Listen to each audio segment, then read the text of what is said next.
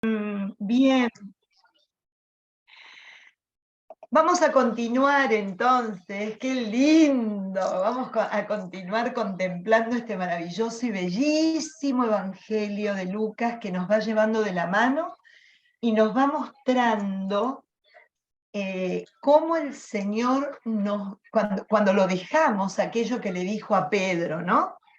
No temas, en adelante yo te haré pescador de hombres.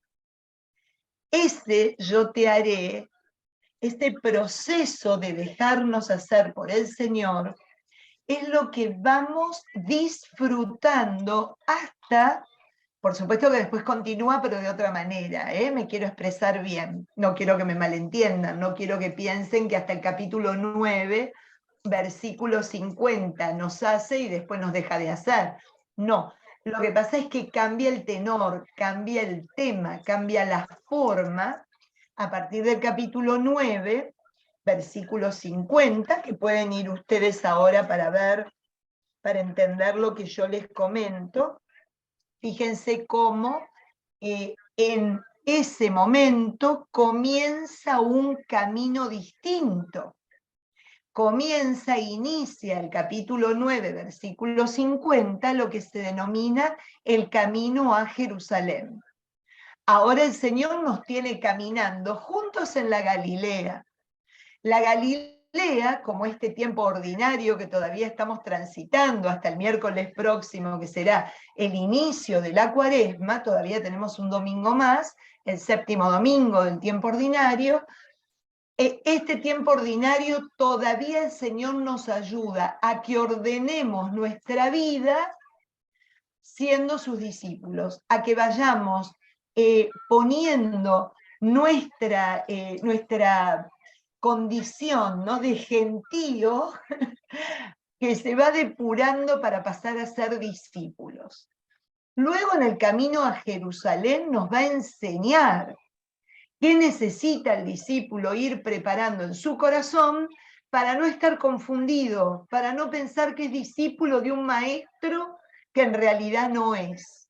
Eso se va a encargar en el capítulo, a partir del capítulo 9, como les decía, de mostrarnos que este maestro que nos invita al discipulado es un maestro que está dispuesto a la entrega absoluta de su propia vida para regalarnos, como dice el evangelista Juan, para regalarnos la vida plena, la vida en abundancia, la vida verdadera.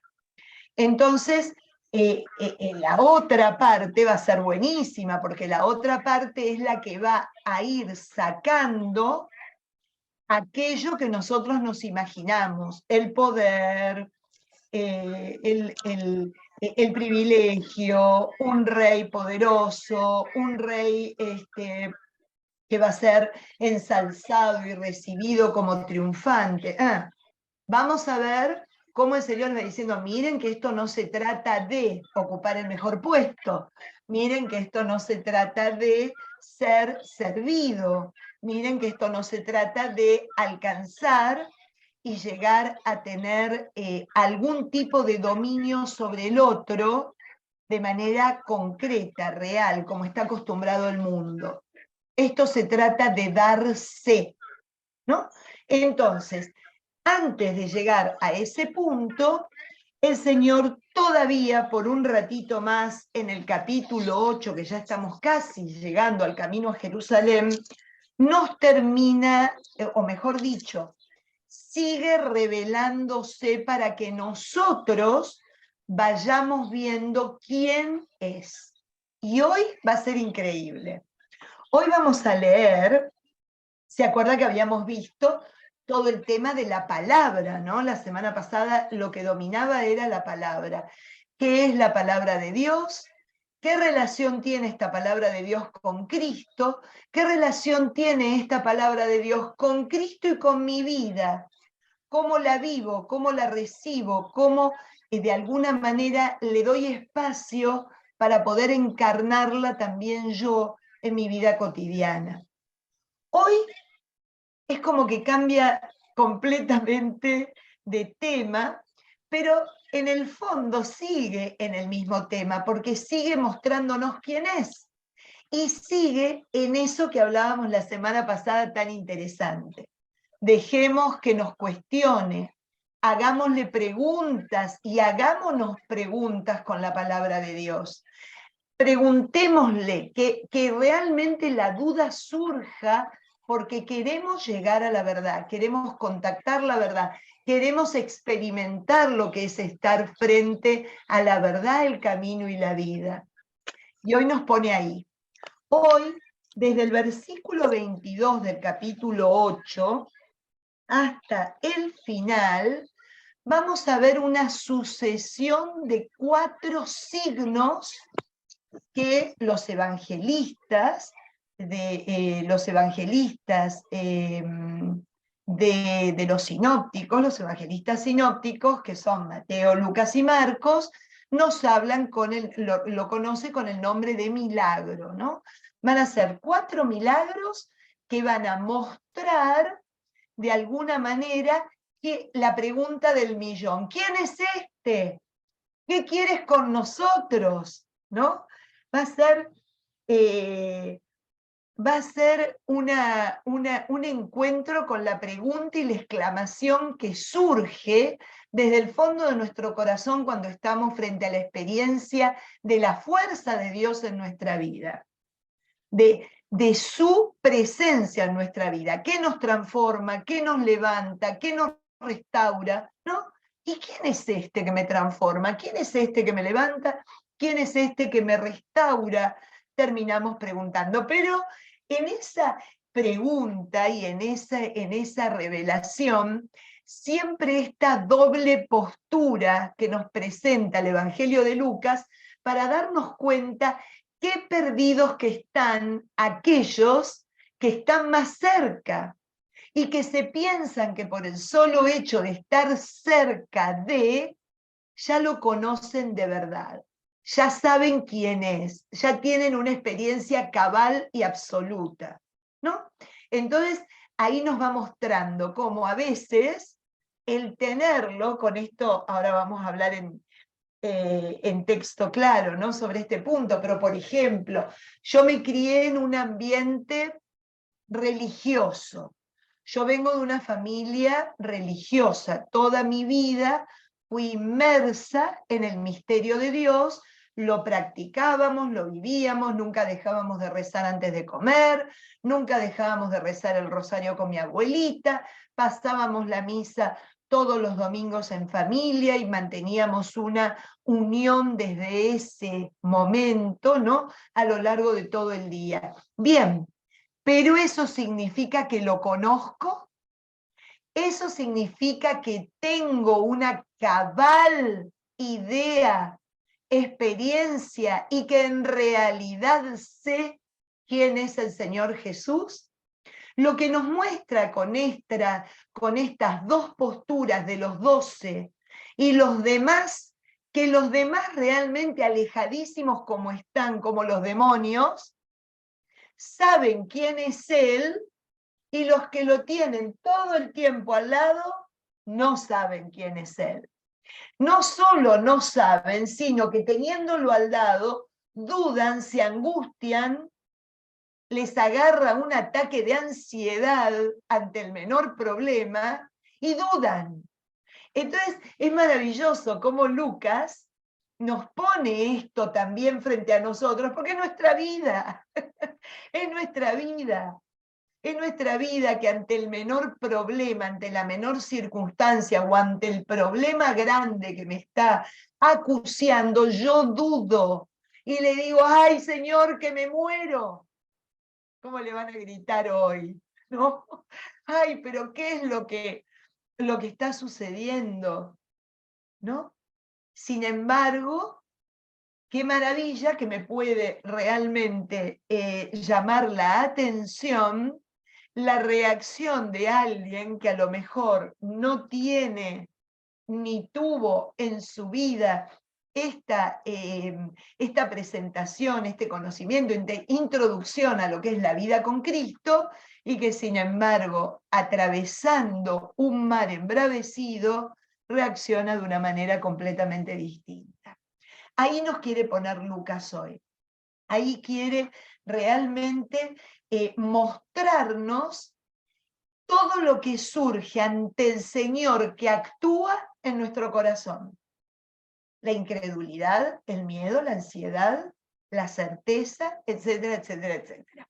Así que vamos a recorrer 4 milagros prácticamente, si bien después, si bien en el capítulo 9 tenemos 2 muy importantes, porque tenemos la sanación, o mejor dicho, perdón, la multiplicación de los panes, que eso es otro tema también, y la sanación de un niño, de un niño epiléptico. Prácticamente estos son los últimos 4 milagros que están enfocados desde el punto de vista de darse a conocer quién es Él. Los otros van a querer buscar la reacción de los discípulos y de las personas, ¿no? Pero no ya en relación de quién es Él, sino cuestionarse otro tipo de situación personal e individual.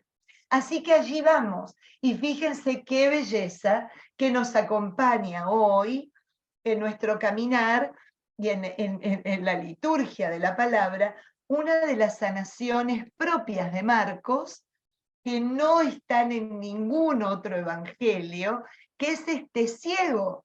Y permítanme que tome el pequeñísimo y corto evangelio como forma de oración para nosotros en esta mañana e introducción a lo que vamos a ver en el evangelio de Lucas. Pongámonos entonces en presencia del Señor y saludemos juntos a la Santísima Trinidad que nos acompaña, en el nombre del Padre, del Hijo y del Espíritu Santo. Amén. Cuando llegaron a Betsaida, le trajeron a un ciego y le rogaban que lo tocara. Él tomó al ciego de la mano y lo condujo a las afueras del pueblo. Después de ponerle saliva en los ojos e imponerle las manos, Jesús le preguntó: ¿ves algo? El ciego, que comenzaba a ver, le respondió: veo hombres como si fueran árboles que caminan. Jesús le puso nuevamente las manos sobre los ojos y el hombre recuperó la vista. Así quedó curado y veía todo con claridad. Jesús lo mandó a su casa diciéndole: ni siquiera entres en el pueblo. Palabra del Señor, gloria a ti, Señor Jesús. Fíjense qué belleza. Marcos nos ayuda hoy a introducir a Lucas, porque Marcos, en esta sanación tan peculiar del ciego, fíjense que estamos acostumbrados al ciego que se le presenta y le dice: que yo vea, Señor, Señor Hijo de David, ten compasión de mí. Y vemos cómo a lo largo de las distintas sanaciones de la ceguera, o el ciego de nacimiento, que también con barro y saliva colocándole sobre los ojos, inmediatamente cuando se lavó en Siloé, cuenta el evangelista Juan, recuperó la vista. Hoy Marcos nos trae algo propio de lo que estamos viendo en Lucas. La sanación en nuestra vida de fe, la restauración en nuestra vida que hace el Señor en toda nuestra dolencia, nuestra herida, en aquello que no podemos, ¿no? En aquello que nos duele, es un proceso, no es algo mágico. Ya lo venimos viendo. Ya venimos viendo cómo el Señor no quiere, y hoy lo vamos a volver a ver en la sanación de la mujer que padecía flujo de sangre, ¿no? No quiere que nos quedemos con la idea que Él es un gran curandero.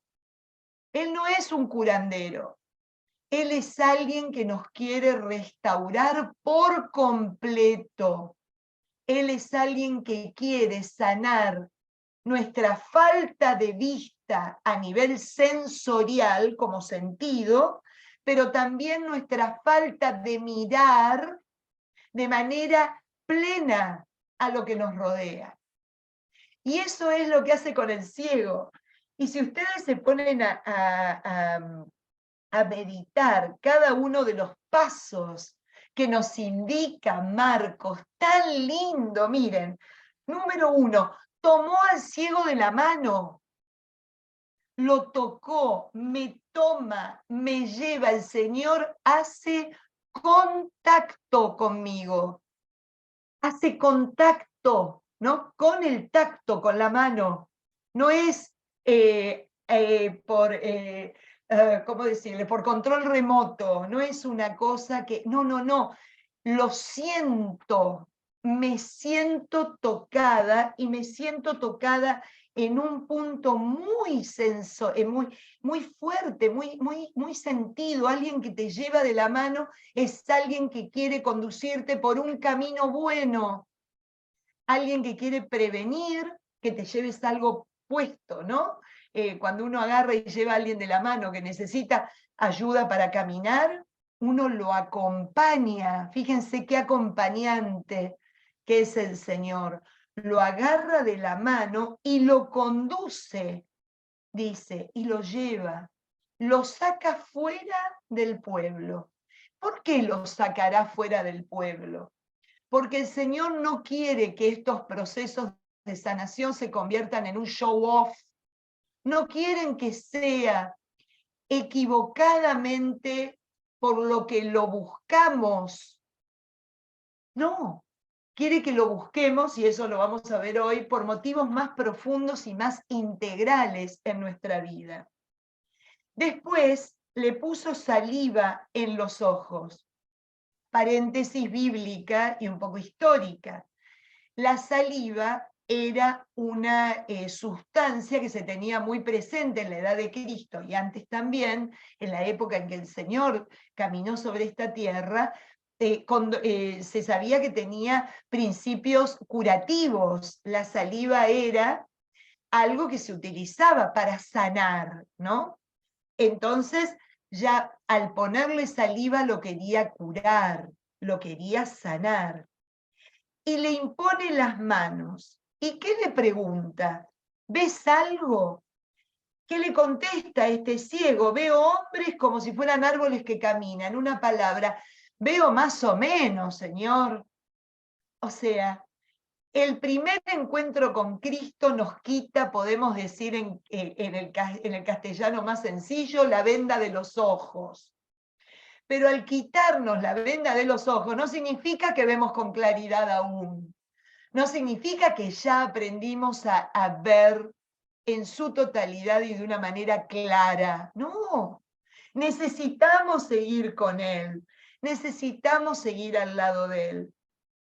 Necesitamos dejarlo que nos toque una y mil veces hasta que recuperemos la vista por completo y empecemos a ver como Él ve, con claridad. La mirada sanada. Fíjense, siempre digo lo mismo, pero no me canso de repetir esa cosa tan hermosa, que el camino de la fe es el camino de la mirada. Como miramos, creemos.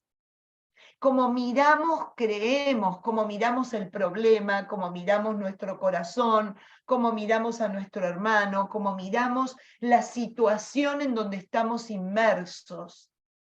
Es como creemos, porque podemos mirar con desconfianza, con desazón, con desesperanza, con ansiedad, con dolor, con angustia, con miedo,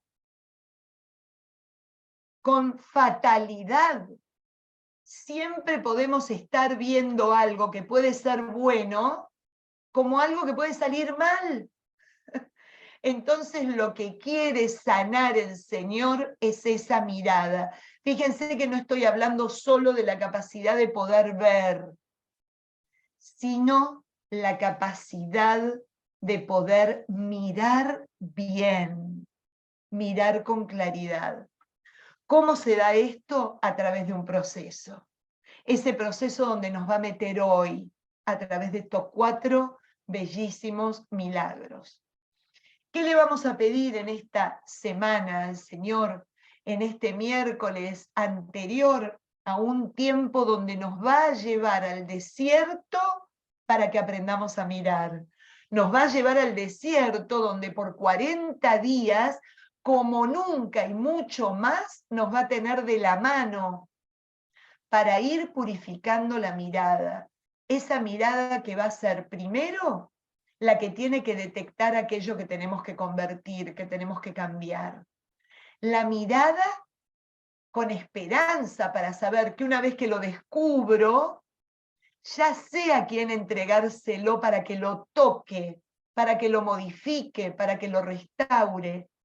La paciencia de saber que eso no es de un día para otro, por eso son 40 días la Cuaresma, porque desarrolla en nosotros la paciencia de saber que todo cambio tiene su tiempo, no es inmediato. El cambio inmediato, así como cambia, vuelve para atrás, es paja que se quema, no es tronco que va atizándose de a poquito. Así que todo esto pidámosle al Señor que vaya preparando nuestro corazón, nuestra vida, nuestro temperamento, nuestras ganas, para poder vivir esta última semana de tiempo ordinario y poder entrar a este desierto de su mano con una certeza, que realmente cuando termine estaremos todos resucitados, resucitados de aquello que descubrimos muerto, enfermo, infecundo en nuestra vida. Te lo pedimos a vos, Señor, que vivís, reinás y estás con nosotros hasta el final de los tiempos, porque así lo prometiste. Amén. En el nombre del Padre, del Hijo y del Espíritu Santo. Amén. Bien, déjenme que les comparta un minutito nomás.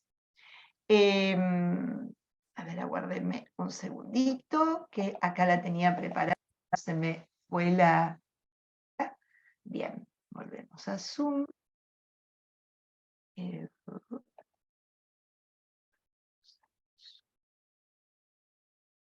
Ahí está, ahora sí voy a poder compartírselas. Fíjense qué es lo que vemos aquí, qué es lo que estamos viendo. Déjenme a ver si me permite, creo que sí, me va a permitir, a ver, from current side. Ahí está. Ahí me va a permitir agrandarlo. Vemos secuencia de 4 milagros. ¿Cuáles son los 4 milagros que nos regala el evangelista Lucas al final de este capítulo 8? Primero, calma una tempestad, ¿no? La fe, fíjense, de los discípulos, que acuérdense, los discípulos son los que recibieron no solo la palabra del Señor que les hablaba la semana pasada, lo estuvimos viendo, que les hablaba sobre las semillas, sobre lo que tenían que sembrar, sobre lo que tenían que ir transmitiendo y llevando a su alrededor, ¿no? Cómo tenían que ser luz, ¿no? Y cómo se debían cómo debían de empezar a formar parte de esta familia tan especial que es la familia de Dios, ¿no? Con esa palabra que habita en su corazón. Bueno, ahora todo eso que aprendieron es puesto a prueba y vamos a ver cómo reaccionan. Luego vamos a ver que también exorciza o libera al endemoniado de Gerasa, aquel hombre que estaba en el cementerio, ¿no? Y es la primera vez que el Señor va a actuar haciendo un signo, un milagro en tierra pagana, no en tierra ya santa, no en tierra judía, ¿no? Vamos a ver quiénes lo aceptan, quiénes lo rechazan y qué pasa con el sanado. Luego, cuando vuelve para Cafarnaúm, vamos a ver la curación de la mujer que padecía flujo de sangre, y por último, el último de los 4 milagros, que es la resurrección de la hija de Jairo.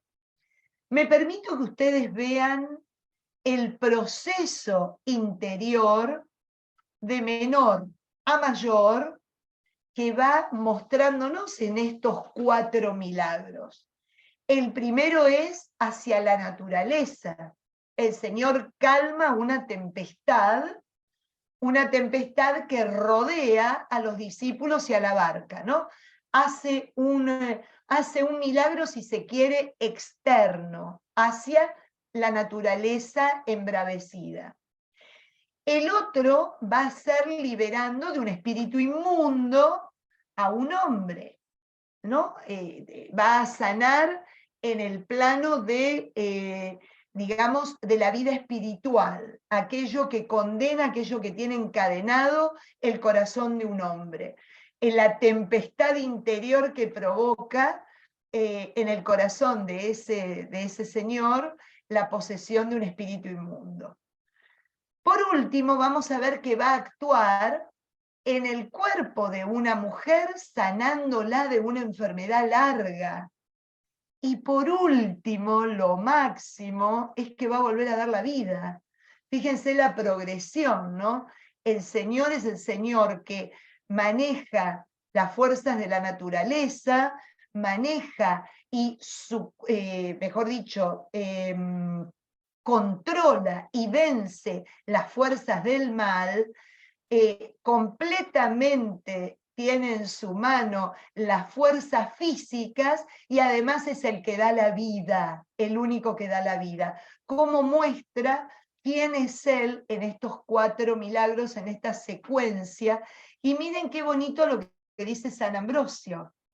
Jesús ha mostrado su poder sobre la naturaleza, la posesión diabólica y la enfermedad. Y acoto yo, Ambrosio, y la muerte, la enfermedad y la muerte, ¿no? Que es la última.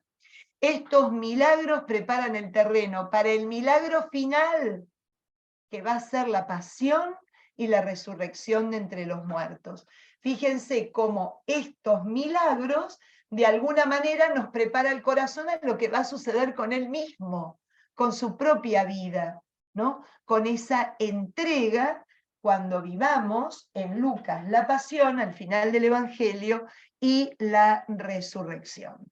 Así que si están de acuerdo, vayamos entonces al texto que, como les decía, vamos a iniciar en el versículo 22 del capítulo 8. Bien. Fíjense cómo cambia totalmente de cómo venía, ¿no? Estaba con la madre y los hermanos que lo buscaban, ¿no? Y ahora empieza ya como manifestándonos que empieza un tema distinto. Uno de aquellos días subió él a una barca con los discípulos y les dijo: vamos a cruzar a la otra orilla del lago. Zarparon y mientras navegaban, él se quedó dormido. Se precipitó un temporal sobre el lago, la barca se llenaba de agua y peligraban. Entonces fueron a despertarlo y le dijeron: Maestro, que morimos. Él se despertó e increpó al viento y al oleaje. El lago se apaciguó y sobrevino la calma. Les dijo: ¿dónde está la fe de ustedes? Ellos, llenos de temor y admiración, se decían: ¿quién es este que da órdenes al viento y al agua y le obedecen? A mí me llama la atención las oraciones exclamativas e interrogativas de este relato. Maestro, que morimos. La primera, ¿no? La exclamación ante la tempestad. Y la interrogación, primera del Señor, que lo lleva a una autorreflexión. ¿Dónde está la fe de ustedes? Y segundo, en lugar de seguir y de incorporar esa pregunta de autorreflexión, ¿quién es este que hasta el agua y el viento le obedecen? ¿No? Estas tres frases son las que ponen en movimiento todo lo que pasa en este relato. Fíjense que, ¿quiénes son los 12? ¿Quiénes había entre los 12? Porque acá está con sus discípulos. Nos imaginamos que los discípulos, que no son solo los 12, ¿se acuerdan? Que entre los discípulos eligió a 12. ¿Vamos bien? ¿Se acuerdan de cuando pasó una noche entera en oración en la montaña? Llamó a los discípulos y de los discípulos eligió a 12. ¿Recuerdan, no? Estamos de acuerdo. O sea que discípulos son apóstoles más discípulos. Pero nosotros ya conocemos a algunos de los apóstoles quiénes son. Por lo menos está Pedro, Santiago, Juan y Andrés. ¿Y se acuerdan lo que eran estos cuatro? ¿Qué eran? Pescadores. O sea, que son personas absolutamente experimentadas en lo que es el transbordo, el andar en un barco por un mar. Y déjenme decirles, en todos estos años que hemos ido a Tierra Santa, uno solo nos agarró lluvia en medio del mar. Y créanme que es algo bien fuerte. Créanme que es algo que uno dice, wow, además de ser muy lindo, porque llueve a pedazos. Llueve en un pedazo, en el otro pedazo está el sol. Entonces es una imagen increíble. Pero cuando llueve, llueve con todo y se mueve con todo, ¿no? Se nota de que es un lago que tiene comportamiento marítimo, como lo definen los geógrafos. Se comporta como si estuviéramos acá en el mar en la bahía de Biscayne, ¿no? O sea, tiene exactamente la misma reacción. Bien, pero estos tipos eran expertos, ¿o no? Eran expertos de ir de un lugar a otro. Eran expertos de estar metidos en ese barco todo el día. Fíjense qué loco. Eran expertos de su oficio y eran absolutamente expertos de tener a Cristo al lado. Lo vieron actuar, lo vieron enseñar, lo vieron sanar, lo vieron increpar al demonio y que liberara a un hombre, ¿no? Lo vieron hacer que un hombre tuviera la mano paralizada, sanada, ¿no? ¿Cuántas cosas ya habían pasado? Estoy revisando, ¿no? ¿Cuántas cosas ya habían pasado? Resucitando a la hija, al hijo de la viuda de Naín. Imagínense todo, o sea, eran expertos de dos cosas. Lo que con quién estaban y tenían claro también cómo se manejaba el barco. Pero miren lo que ocurre. ¿Qué hizo el Señor? Bueno, ¿sabés qué? Ya que me subo a la barca y tengo algunos navegantes, yo me voy a dormir una siestita, porque aprovecho la travesía para descansar un ratito. El Señor descansa en los expertos, descansa sabiendo todo lo que saben de su oficio y todo lo que experimentaron de él. Descansa, se duerme. Claro, empieza el temporal. La barca se llenaba de agua y peligraban, dice Lucas. ¿Y qué hicieron? Lo fueron a despertar. Lo fueron a despertar. Señor, que nos morimos. ¿Y qué debió de pensar? Disculpen, yo no soy navegante. Los navegantes son ustedes. Yo no sé ni siquiera cómo hacer para que un barco vaya de una punta a otra. Los experimentados son ustedes. Sin embargo, Él, que es el Señor del cielo y de la tierra, lo único que pudo hacer es calmar lo exterior. Calmar lo exterior. Increpó al viento y al oleaje, y el lago se apaciguó y sobrevino la calma. Prestemos atención a las palabras del Evangelio. Calma lo exterior, pero lo interior todavía seguía moviéndose. Lo interior en los expertos seguía completamente, violentamente moviéndose y sacudiéndolos y dándoles esa sensación de ansiedad y de angustia. Y por eso les dijo, ¿dónde está la fe de ustedes? ¿Dónde está la fe de ustedes? ¿En qué confían? ¿En dónde tienen puesta su confianza? Fíjense que es un relato, y esto no lo vimos nosotros de esta manera, y por eso lo traigo a colación ahora, a lo de aquellos que aparecieron con la camilla. ¿Se acuerdan? El tipo que estaba en la camilla y que fue cargado por 4, que como no pudieron ponerlo frente al Señor por el gentío, ¿se acuerdan lo que hicieron? Lo bajaron de la terraza y lo colocaron frente a él. ¿Y recuerdan qué dice Lucas? Es exactamente lo mismo. Viendo la fe de ellos, les dijo al hombre, levántate. Perdón, le dijo al hombre, tus pecados te son perdonados. ¿Qué es lo que vio el Señor? Siempre estamos acostumbrados a ver al revés este evangelio.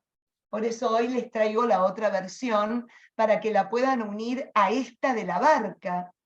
Siempre nos pensamos que está hablando bien del que lo cargaba. Siempre decimos, che, qué bueno, lo tenían claro. Sabían quién era el Señor. ¿Saben qué? No. Ellos, los que traían al paralítico, iban a buscar al curandero.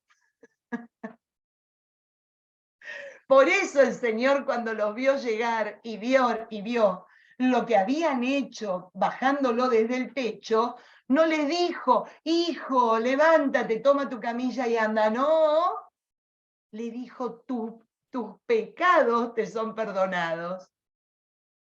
Para que entiendan dónde radica la fe verdadera. Por eso los lleva en este momento, por eso uno los dos cuadros, a esta autorreflexión. ¿Dónde está la fe de ustedes? Y nos lo pregunta a todos. ¿Dónde está puesta nuestra fe?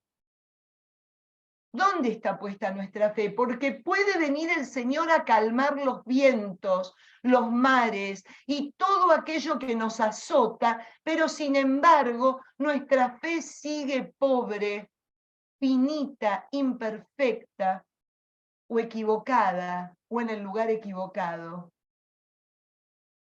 ¿Es claro lo que trato de transmitirles? No es un simple milagro, es un milagro que va a la profundidad. ¿Dónde está puesta tu fe? ¿Dónde está nuestra fe? Una pregunta para que la trabajemos esta semana antes de empezar la Cuaresma, porque es esencial depurar dónde está la fe. ¿Dónde la tenemos colocada? ¿La tenemos colocada en el Señor que viene y me saca el problema de encima? ¿O la tenemos colocada en el Señor que me regaló todo para que yo pueda atravesar ese problema y seguir de pie, levantada, caminando, fortalecida?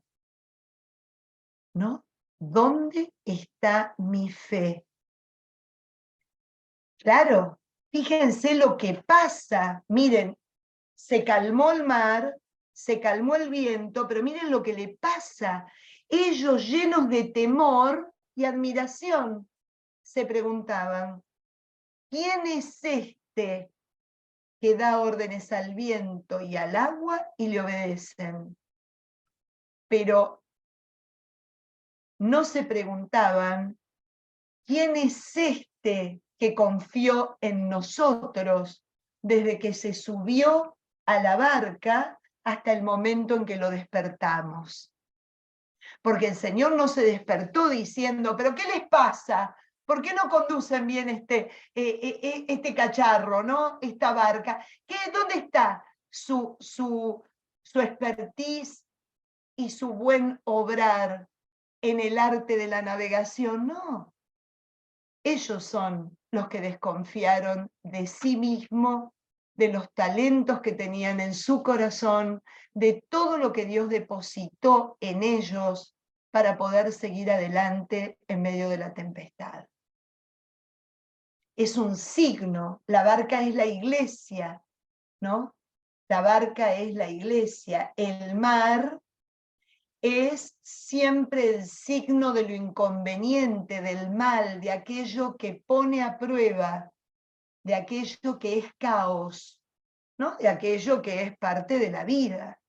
El mal siempre, acuérdense que todo era caos y confusión al inicio, lo que veíamos la semana pasada, y brilló la luz en medio de ese caos y el Señor comenzó a poner orden y empezó a crear.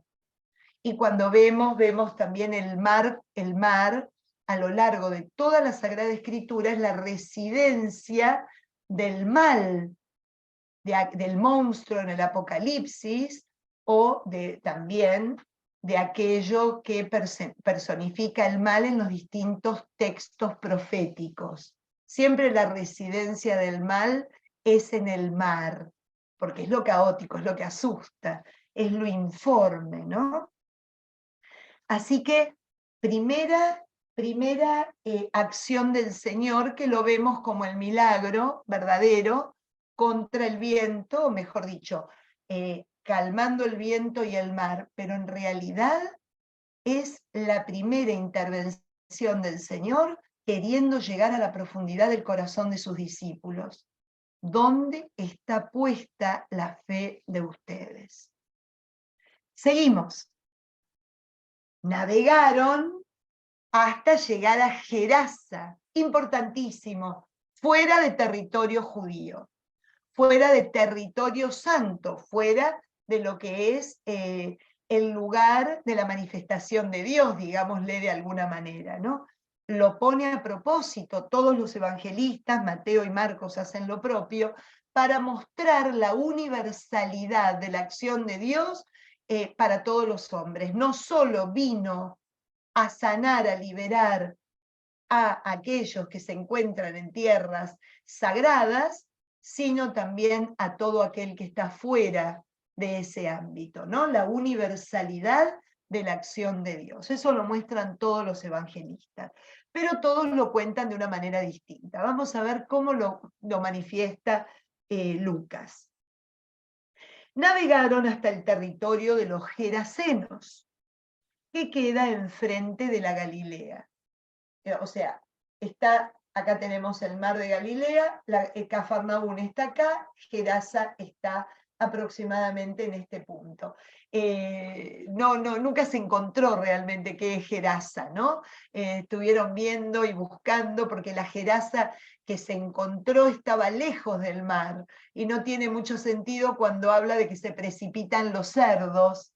Esto da a entender que es un lugar próximo al mar, así que no se sabe con exactitud qué punto es, pero sí se sabe que el mar de Galilea estaba dividido por la mitad. Una mitad pertenecía a territorio judío, la otra mitad a territorio pagano. Está indicándonos que está en territorio pagano. Al desembarcar, le salió al encuentro un hombre de la ciudad que estaba endemoniado. Llevaba bastante tiempo sin ponerse una túnica y no vivía en una casa, sino en los sepulcros. Al ver a Jesús, dio un grito, se echó ante él y dijo: ¿qué tienes contra mí, Hijo del Dios Altísimo? Te suplico que no me atormentes. Es que Jesús estaba mandando al espíritu inmundo salir de aquel hombre, ya que muchas veces se apoderaba de él, y aunque lo ataban con cadenas y grillos, rompía las cadenas y el demonio lo empujaba a lugares despoblados. Jesús le preguntó: ¿cómo te llamas? Le contestó: Legión, porque habían entrado en él muchos demonios. Estos le rogaban que no los mandase ir al abismo. había allí una piara numerosa de cerdos pastando en el monte. Los demonios le suplicaron a Jesús que les permitiese entrar en los cerdos. Él se lo concedió, y los demonios saliendo del hombre se metieron en los cerdos. La piara entonces se abalanzó por un acantilado al lago y se ahogó. Al ver lo sucedido, los pastores escaparon y lo contaron en la ciudad y en los campos. Los vecinos salieron a ver lo sucedido y llegando donde estaba Jesús, encontraron al hombre del que habían salido los demonios, vestido y sentado a los pies de Jesús y en su sano juicio. Y se asustaron. Los que lo habían visto les contaron cómo se había librado el endemoniado. Entonces todos los vecinos de la región de los Gerasenos le rogaron a Jesús que se marchase, porque estaban muy atemorizados. Jesús se embarcó de vuelta.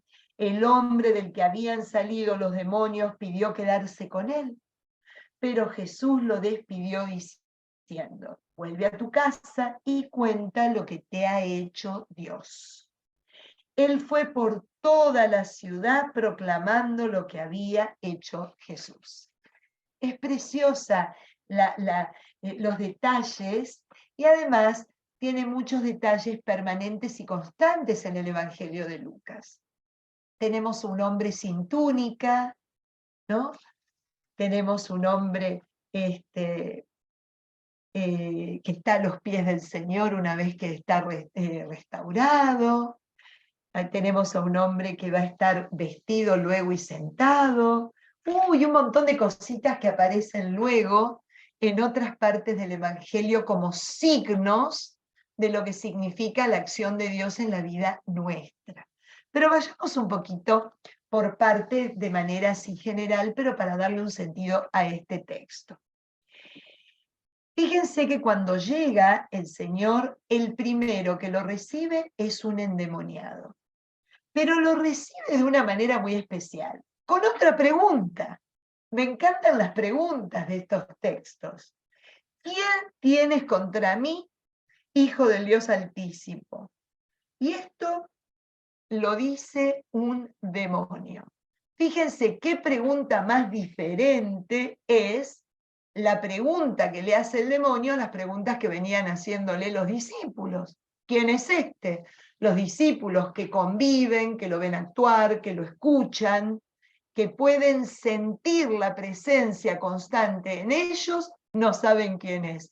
Y este demonio que es completamente opuesto al Hijo de Dios, lo conoce a la perfección, ¿no? Ya eso nos llama la atención.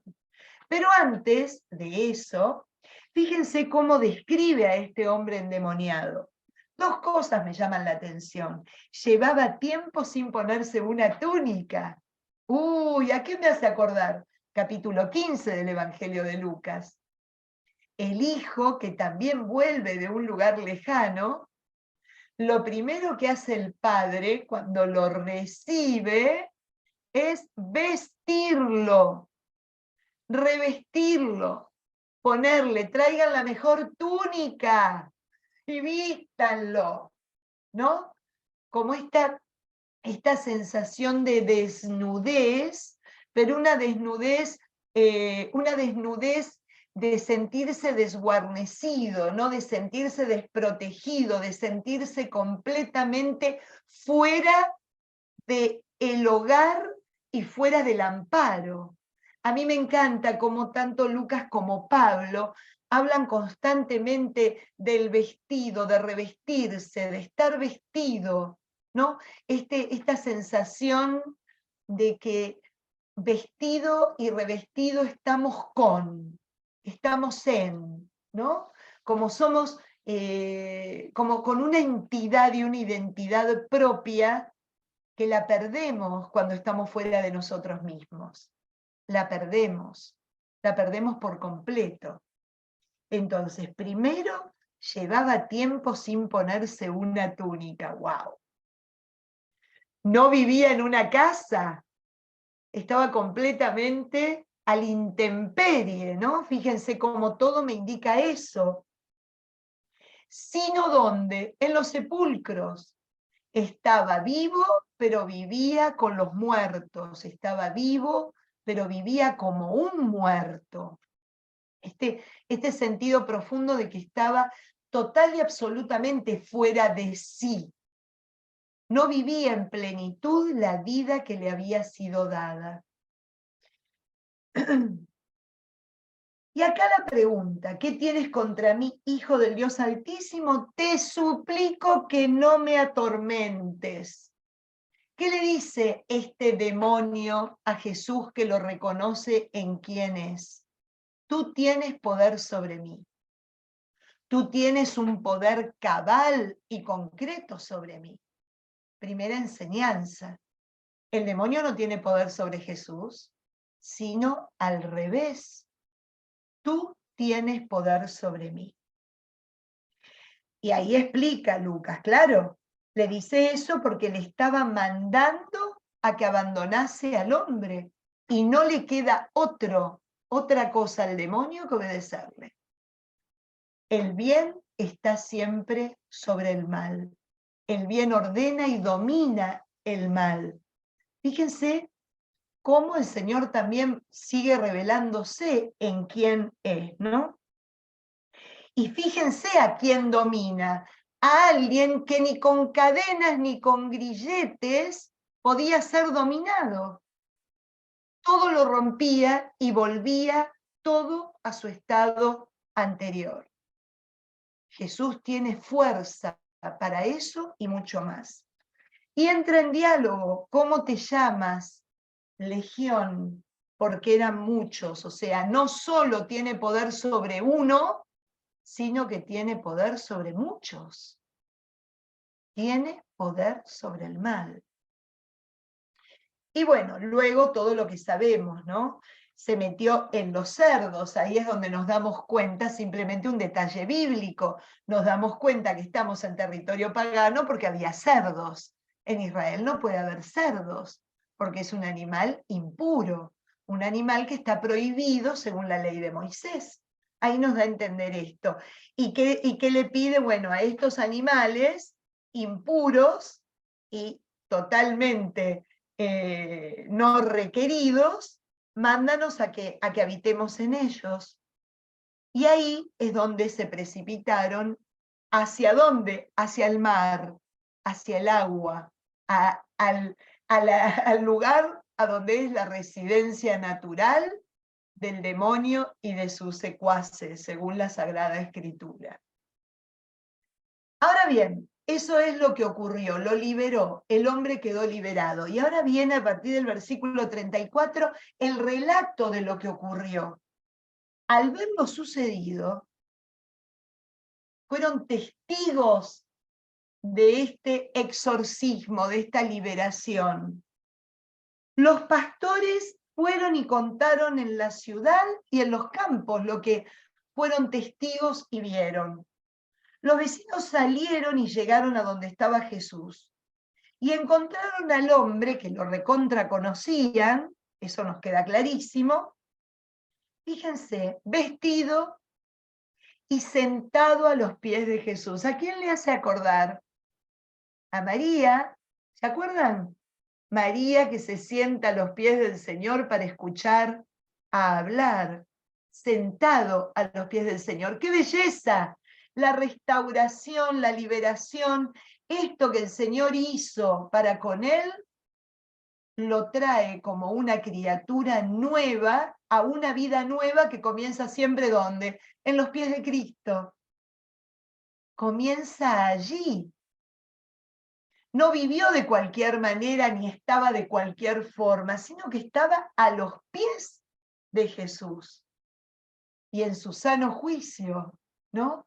Como que volvió todo en sí, volvió a recuperar su identidad, volvió a recuperar su vida y volvió a recuperar su libertad. Y esto lo muestra el vestido y que estaba sentado. ¿Cómo reaccionaron los de ese pueblo? Se asustaron. Fíjense cómo Lucas pone siempre el contraste de aquel que vive la fe y aquel que no puede desde la fe experimentar y ser testigo de la acción de Cristo en otros. Se asustaron, lo mismo que le pasó a los discípulos en el mar, ¿se acuerdan? Se asustaron, tenían temor, preguntándose, ¿y quién es este? Entonces le rogaron que se fuera. Una vez yo leía en uno de los exégetas que decía, ¿y cómo no le van a rogar si terminaron con toda su economía? Probablemente estos hombres se la pasaban criando cerdos, que era lo que comían, lo que vendían, y lo que era ¿cómo se llama? Su comercio, ¿no? Su economía regional, y el señor de un plumazo les acabó con su seguridad económica, ¿no? Le rogaron que se vaya. O sea, no pudieron tampoco estos. Lo que quiere mostrar Lucas es que, ojo, la incredulidad no es solo en los discípulos, también en aquellos que viendo no creen, que viendo no se convencen, que viendo la acción de Dios en otro, siempre le buscan el pelo en la leche, ¿no? O sea, esta cosa de haber realmente no nos conviene. No nos conviene un mundo convertido, porque un mundo convertido elige qué consumir y qué no consumir, elige qué apoyar y qué no apoyar. No conviene. Conviene un mundo que tenga alejado a Jesús. Andate de acá, porque nos quebrás. Andate de acá porque ponés nuestra vida de cabeza. Andate de acá porque nos arruinamos. Fíjense que un poco es lo que todos los documentos de la doctrina social de la Iglesia manifiestan constantemente, ¿no? ¿Cuántas veces se actúa a nivel social como los gerasenos? No queremos saber nada porque no podemos seguir en la misma, porque también ser testigo de la acción de Dios en otro y una acción de Dios buena hace que yo también esté dispuesto a cambiar la vida. Me obliga a mí a también cambiar el curso de la acción y los acontecimientos en mi propia existencia, y a veces no me conviene, porque es un cambio tan rotundo que me da miedo, y prefiero decirle al Señor, andate, cruza la otra orilla, y mirarlo de lejos. Fíjense todo lo que habla. Cuando yo veo el milagro, me puedo quedar con el milagro, ay, sí, lo liberó, bueno, me queda claro, los demonios le obedecen, además de eso, ¿no? Que seguimos teniendo miedo cuando el Señor con su sola presencia los ahuyenta y les ordena, ¿no? Ya no hay nada en qué temer, entre paréntesis. Pero además de eso, lo que implica a nivel encarnar la palabra. Yo veo que alguien que estaba completamente muerto, perdido y absolutamente fuera de sí, cambia radicalmente, y eso me obliga también a mí a tomar cartas en el asunto, y no quiero. Esa es la respuesta de los gerasenos. Pero bueno, fíjense lo que va a ocurrir. Se embarcó de vuelta Jesús, pero el hombre liberado, restaurado y sanado por completo, no volvió con él. Se quedó siendo presencia testimonial de la acción de Dios en medio de los incrédulos.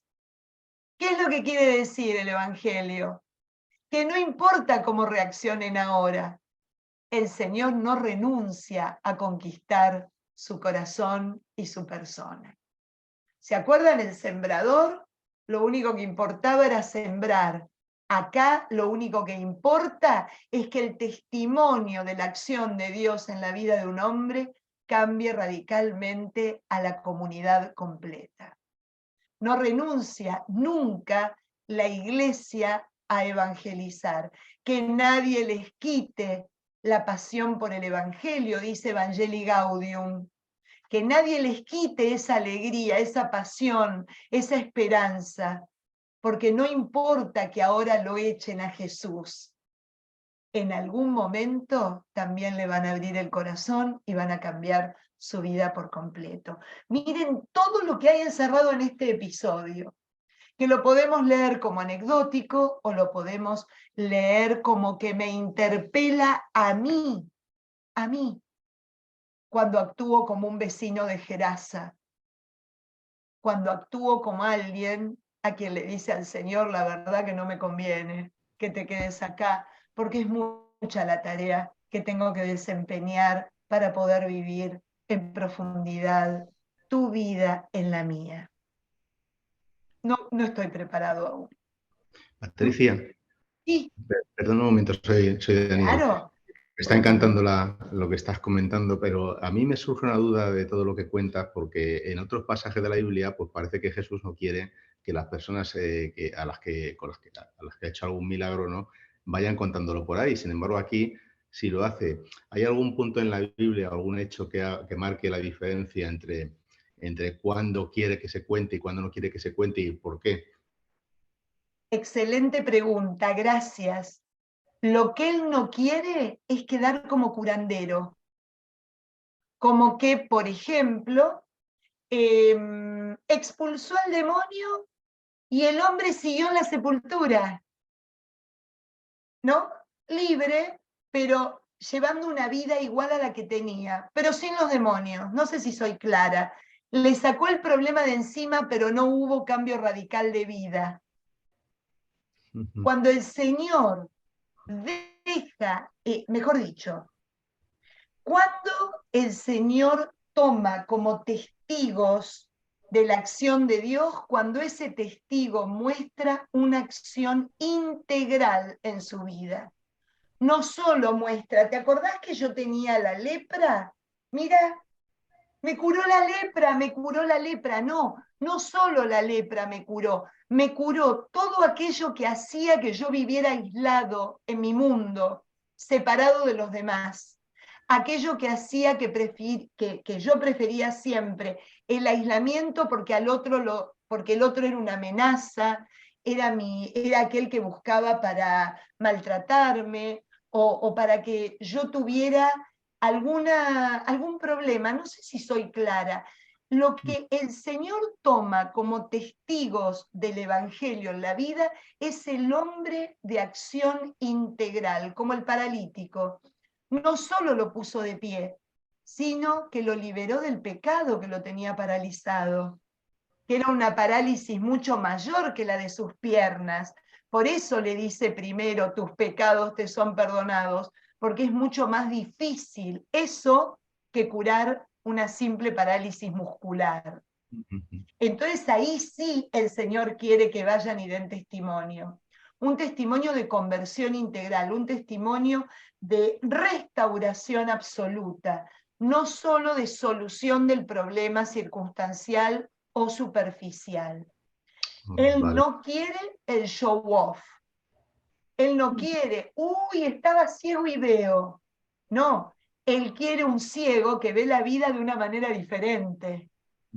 Porque me devolvió la vida, pero mi mirada sigue siendo egoísta, desesperanzada, todo derrotista, ¿no? Aquello que todo lo ve mal, que todo lo sospecha, que nada puede cambiar.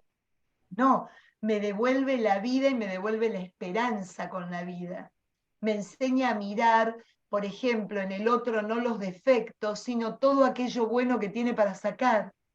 No sé si soy clara en la Sí, respuesta. totalmente. Sí, no me había dado cuenta de ese detalle, sí, sí. Pero es muy Entonces, importante. claro, es que ahí es a donde nos lleva. Y por eso, fíjense qué cosa, que todo el pueblo, porque aparte de esta exageración de Lucas lo hace a propósito, todo el pueblo le pidió que se vaya, porque se habían arruinado. Sin embargo, el Señor deja el testimonio en medio de ellos. Y ese testimonio a la larga es la evangelización. En un momento donde nosotros podemos decir, ¿cómo está el mundo, no? cómo está la sociedad, qué barbaridad, porque la verdad que cada vez que uno prende la televisión y escucha la radio o lee el periódico, se le paran a uno los pelos. Está loca la gente, estamos llenos de contramano, perdón, qué violencia, ¿no? Pero sin embargo, hay otro periódico que no se publica, hay otra noticia que no tiene tanta fuerza de todo el bien que se hace dentro de ese mundo que está patas para arriba, de ese germen del Evangelio, de ese germen del bien, de ese germen de la presencia de Dios en la vida del hombre que sigue actuando como la semilla que crece sola en el Evangelio de Marcos, ¿no? Esa semillita chiquita y pequeña que sin embargo se convierte en un árbol frondoso, donde todos pueden ir a buscar una sombra de reparo, ¿no? Entonces, a lo que a mí me llama la atención es cómo ya va indicando Lucas la forma de lo que significa ser trabajador del reino, ser un testimonio del reino, ser un evangelista en medio de este mundo. ¿No? Evangelista se entiende bien, el que lleva el evangelio, ¿no? Cómo el Señor, en medio de la incredulidad, dejó la luz. En el medio de la tiniebla dejó la lamparita. ¿Quién era la lamparita? Aquel que vivía como un muerto, aquel que vivía como un condenado, aquel que vivía desnudo y desguarecido, ya había encontrado su esencia, su sentido, su libertad, su casa era Dios. Su vestido era revestirse con lo que Cristo le dio, ¿no? Su libertad era la de vivir con alegría la acción de Dios en su vida. Ahí lo dejó. No sé si te contesté. No, perfecto, perfecto. O sea, ya me has aclarado la duda. Es una duda que siempre me había tenido, ¿no? Pero ya aprovechando esto, la verdad es que venía como muy a cuento, porque este hombre que es exorcizado, ¿no? Pues al final se queda allí predicando, ¿no? O sea, de hecho se lo dice Jesús a él, ¿no? Cosa que me sorprende, porque en la mayor parte de los casos, pues es justo al contrario. Dice, no se lo digas a nadie, ¿no? Entonces me has Lo dejado que totalmente el claro. Señor usa, eso se llama secreto mesiánico en los evangelios. El que más usa secreto mesiánico es el evangelista Marcos, ¿no? Siempre es el que más va a hacer hincapié, no le digan a nadie, no entres al pueblo, andate por otro camino, pero en realidad lo que se busca es una relación incorrecta, evitar una relación incorrecta con Dios.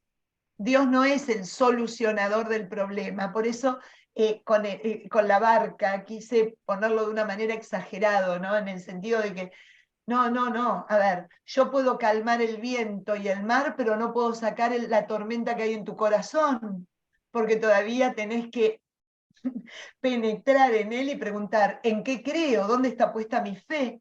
¿No? Cómo el Señor evita que nos quedemos en la superficie, que nos quedemos en lo mágico, que nos quedemos en lo exterior. Siempre nos va a llevar a algo integral y absolutamente integrador en nuestra vida. ¿No? Eso es a lo que nos invita. Muchas gracias. De nada, un placer. Elaine, tú tienes... No, Cristina, perdón. Ay, me parecías Elaine. Mira, Cristina, te escucho. No vayas a chocar por querer sacar el... Dios mío. Ahí está. Ya. No, que es que con esa pregunta interesantísima, a mí, es verdad que eso sucedía en los otros evangelios, pero además te pregunto, ellos no le hacían caso. O sea, está muy lindo que Jesús quería como que no fuera una cosa mágica, pero dice, ve y no le cuentes a nadie, y ellos no le hacían caso y contaban. Ah, claro. Claro, los jurados nunca le hacían caso, claro. Porque aparte que es muy difícil. A ver, los pueblos eran de 100 personas, 150 personas. Pónganle algunos, 500, se conocían todos. En pueblo chico, infierno grande, dicen, ¿no? Se conocían todos. Entonces, este no es el leproso, este no es el paralítico, este no es el ciego, este no es el tullido, el sordo, el mudo, el que estaba epiléptico. O sea, era muy difícil pasar desapercibido en una transformación tal. Pero no le cuentes a nadie la sanación de manera incorrecta. Ok. ¿Mm? Ya Porque- más con el testimonio, era como más con el testimonio, porque ya la gente se daba cuenta que ya no estaba leproso, ya no tienes que estar hablando mucho. Pero fíjense que hasta en la actualidad pasa, ¿no? Hay gente que vive buscando el milagro y fíjate vos, no sabés, iba caminando y miré arriba y la nube se convirtió en una manito, ¿no? Busca ese signo mágico, esa cosa externa, ese consuelo que llena los ojos de la presencia de Dios. Pero a ver, el Señor quiere que vayamos a algo mucho más profundo. Lo que pasa es que lo mucho más profundo requiere de un trabajo personal. En cambio, lo mágico es el viento y el mar que se calma, pero nunca la fe preguntada, la fe reflexionada, la fe sometida a prueba del corazón del hombre. ¿Es claro esto? Y nos enseña a nosotros mucho, ¿no? Nos enseña a nosotros. ¿Vamos bien? Uy, 10 minutos nada más. Bueno, no vamos a entrar en la mujer que padecía flujo de sangre porque es larguísimo, así que vamos a quedarnos aquí. Pero me parece a mí que si nosotros vamos un poquitito para atrás, a lo que nos quiere llevar es, acuérdense, son 4 acciones de Dios que van increyendum, ¿no? Que van cada vez de menor a mayor, actuando desde la naturaleza hasta volver a darle la vida, que eso lo veremos la próxima vez que nos encontremos. Pero en lo que trabaja el Evangelio es en la reacción de propios y ajenos, en la reacción de los creyentes, de los no creyentes y de los demonios, en de cómo cada uno se cuestiona y se para frente a la presencia de Dios y cómo reaccionamos ante esta presencia y ante su acción en nuestra vida o en la vida de los demás. Un poco Lucas nos invita a, como les decía la semana pasada, a que no perdamos la posibilidad constante de preguntarnos qué es esto que obra el Señor en mi vida, cómo puedo yo realmente dar cuenta, qué es lo que hizo, qué les voy a decir, que un día a lo mejor estaba padeciendo una enfermedad y cuando volví al médico ya no lo tenía más, o que tenía un corazón endurecido y ahora es un corazón con Él. Y ahora mi corazón día a día es más con Él, por más que me equivoque. Entonces, ¿qué es lo que más va a querer el Señor que testimonie? Las dos cosas, porque la acción de Él, que todo lo puede sacarme algo que tenía y dejar o sea, liberarme de ese problema. Por supuesto que sí, pero lo otro es mucho más profundo, porque talla a mi vida toda. Imagínense la niña, que vamos a ver en el próximo encuentro, pero se van a olvidar porque es dentro de 15 días, a la niña que devolvió a la vida, un buen día se va a morir, pues no es que vivió eternamente, pero lo que sí le dio una vida nueva a partir del momento que le dijo, Talitacum, levántate. Le pidió que se levantara como una persona distinta a la que estaba poltronada. De eso es a lo que quiere el Señor, que se dé cuenta, que se dé testimonio, que se cuente y se dé a conocer, ¿no? Ahí es a donde nos quiere llevar. Esperemos que podamos nosotros también llegar ahí. Yo por eso amo profundamente Emaús. Hagan Emaús, chicos, hagan Emaús. Si no hicieron el retiro, vayan y háganlo, porque es realmente un camino hacia ese interior, ¿no? Hacia darnos cuenta cómo el Señor obra de corazón en nuestra vida, ¿no? En lo profundo de nuestra vida. Así que preguntas, comentarios. Sí, Patri, adelante. Bueno, aprovechando esto que dices de Maús, por si a alguien le puede interesar, aquí en San Patrick, el 3, 4 y 5 lo vamos a hacer en español. Así 3, 4 y que 5 ¿de qué? de marzo. Ah, ok, ahora sí. Si a alguien le puede interesar, pues nada, que se ponga en contacto conmigo y le mando toda la información. Buenísimo, buenísimo. Otra preguntita. cuando fuimos la otra vez a la sinagoga, que nos dio una explicación muy bonita el rabino sobre el tema de comer carne de cerdo. Sí. Tú comentaste antes que realmente para los judíos es a través de que Dios les dice a Moisés que no deben de comer carne de cerdo. Claro, eso está en el Levítico, en lo que se llama la pureza alimentaria, en todas las leyes alimenticias. Ajá. Y tiene varias respuestas. El rabino decía que es lo más cercano al cuerpo humano, y eso es verdad. En la antigüedad ustedes saben que tanto cristianos, judíos y musulmanes tenían prohibido estudiar el cuerpo humano abriendo un cadáver porque se lo consideraba sacratísimo. ¿Cómo estudiaban los médicos en la antigüedad? Abriendo un cerdo, porque se sabía que el cerdo es lo más próximo en conformación interior al ser humano. Miren qué loco, ¿no? Es una cosa que cuando uno, me acuerdo yo de haber estudiado historia con Avicena, Imsina, que era médico, ahí es donde lo aprendí estudiando filosofía musulmana, filosofía islámica. Entonces el rabino decía, el cerdo está prohibido ser consumido porque es como consumir al hombre y eso está prohibidísimo, el sacrificio humano o todo lo que tiene que ver el comerse a uno mismo, ¿no? Eso tiene también un trasfondo espiritual que no tengo tiempo de decirlo ahora, ¿no? Pero me acuerdo yo que son varias las explicaciones del Talmud, que el rabino dio a conocer una de ellas, esta que les estoy contando.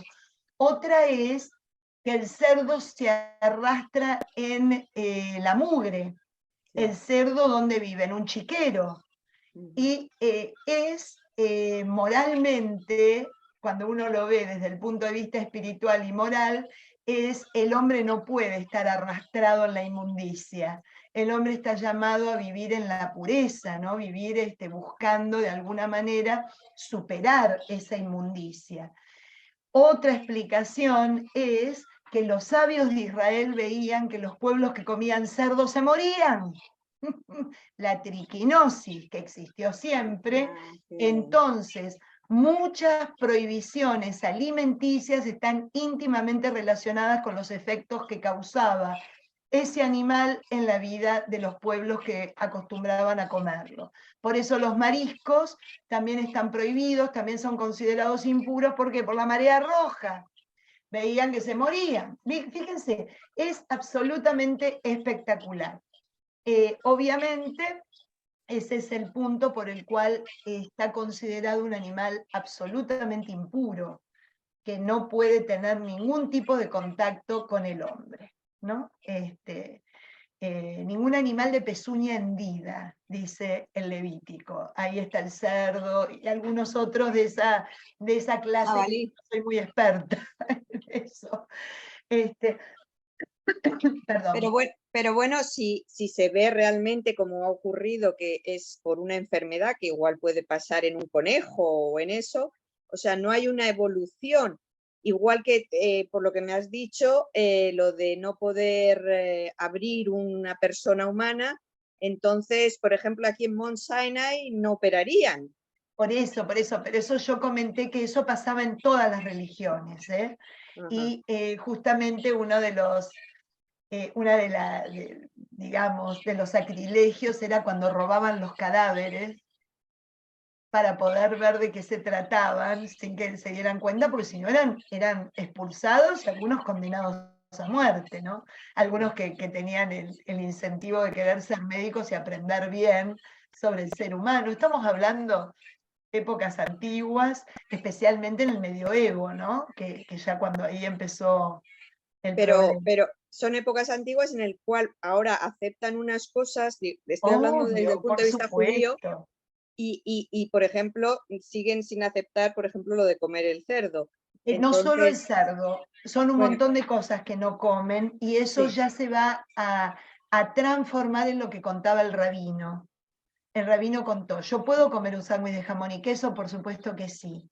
A mí me va a cambiar en absoluto, pero cada vez que tengo posibilidad de tener un sándwich de jamón y queso frente a mí, no lo como por el solo hecho de que me recuerda quién soy.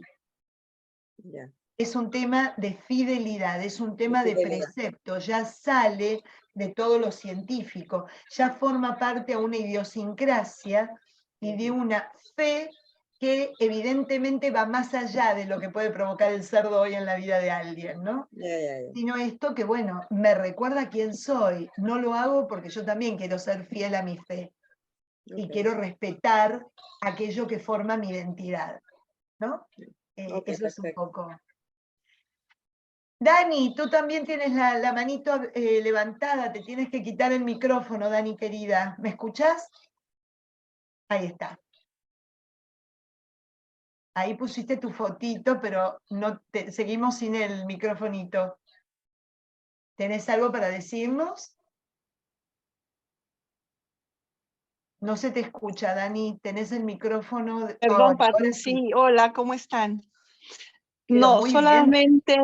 solamente retomando que ya lo dijo otra persona, en San Gil también estamos teniendo el retiro de Maús ahora en abril. Nosotros en San Gil tenemos 2 al año, para las que quieran, estén interesadas, pueden contactar a Cristina Papini, a Julia Acá hay o a mí. varias. Estoy a sus órdenes, así que cualquier interesado o alguna persona que sepan que lo quiere hacer, en San Gil lo estamos teniendo. Tenemos 2 al año, nada más para que lo sepan. Eso era todo, Patri. Gracias. Perdona, ¿cuáles son muchas las gracias. fechas? ¿Abril qué? Abril 14 al 16. Vale. Dani, Gracias. perdón. Julia, tenemos que especificar que es en inglés, que esté en Y inglés. tenemos inglés y español, pero por Pero eso digo, digo, Este este que primero es viene es inglés. en inglés. nos Bueno, a lo pueden, mejor conocen a alguien para que lo quiera correcto, hacer. nos pueden contactar y les damos la información con gusto. Muchas gracias, Patri. De nada. También San Luis va a tener uno. No me acuerdo si es inglés o español, pero en abril es, ¿no? En español de mayo 3, A mayo. 4, 5, 6 creo. Este O final de sea, que en una palabra, marzo, abril y mayo tienen retiros para elegir, chicos. Los que no lo hicieron realmente se lo recomendamos. Es algo muy, muy bonito y que les va a venir muy bien, muy, muy bien. Van a sentirse muy bien. Así que si no lo hicieron, anímense. Bueno, amigos, que tengan un lindo inicio de Cuaresma la próxima semana. Yo rezaré por ustedes, estaremos en el santuario de Fátima, calculo yo el día jueves, creo. Así que no el miércoles todavía no, pero estaremos por ahí rezando por todo este grupo de Biblia y llevando todas sus oraciones en nuestro corazón y sus personas. Así que nada, disfruten mucho y el próximo no, pero el otro lo invitamos al diácono que nos vuelva a acompañar para que nos regale también una mirada diferente y linda sobre el Evangelio de Lucas. Muchísimas gracias y les mando Bendiciones. un beso Muchísimas muy gracias, grande a Patricia. todos. Muchas gracias, Patri. Muchas gracias. Clase extraordinaria. Adiós, Elaine. Muchas Ernesto, gracias, ¿vos decías Pati. algo? Bye, bye. Gracias, Pati. Ah, no me pareció. Adiós. Adiós. No, Pati, gracias. Patricia, que Dios te bendiga. Gracias, Muchas Pati. gracias. Adiós, Fabuloso. adiós. Gracias, Patri, que te vaya Buena lindo en Cuaresma, Fátima. buen inicio, porque el primer miércoles de Cuaresma estaremos juntas. Que estén muy Bye. bien. Un beso grande a todas. Adiós, adiós. Bye. Qué lindo verlas. Adiós, adiós. Verlos, perdón.